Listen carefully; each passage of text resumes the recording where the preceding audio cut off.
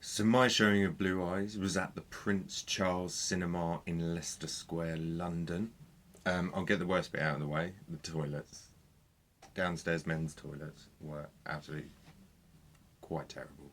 And if you can, don't go in there because not great.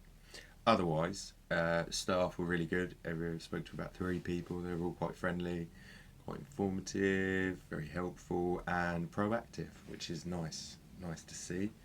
The tickets were cheaper than most independent cinemas I've been to. I think they were around £10, where some of them were more like 15, 20.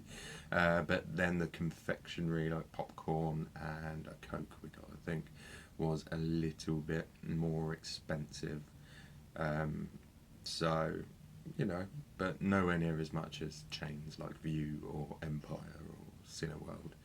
So still down on price overall for popcorn, a drink, and a ticket, which is good. The actual cinema was average. Like Blue Eyes the film, nothing wrong with it. The seats were relatively comfortable, but not overly so. The screen was big enough and high quality, but not overly so. And the sound was good enough, but lacked a bit of character and was just sort of was a cinema system. So nothing wrong, but nothing absolutely mind blowing. But the one thing about Prince Charles Cinema that is absolutely gobsmacking is the programming. If you want to see a film, it's probably on at the Prince Charles Cinema. Just when I was like standing up, I was about to go in and I was having a cigarette and I was looking at the wall. It was like Akira, Grave of the Fireflies, Inside Llewellyn Davis,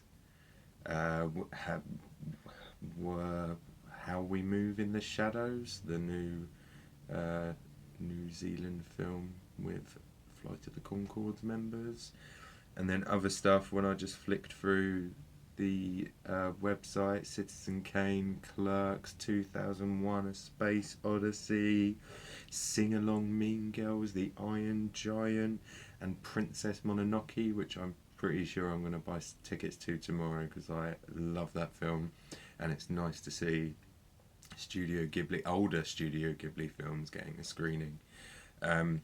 So that's like the one thing on the cusp of buying a membership, because it's a pretty decent place to go to the cinema. It's not too expensive, and they have every film that is out now and every film you probably should see on in the next 2 months, and it seems to be always like that.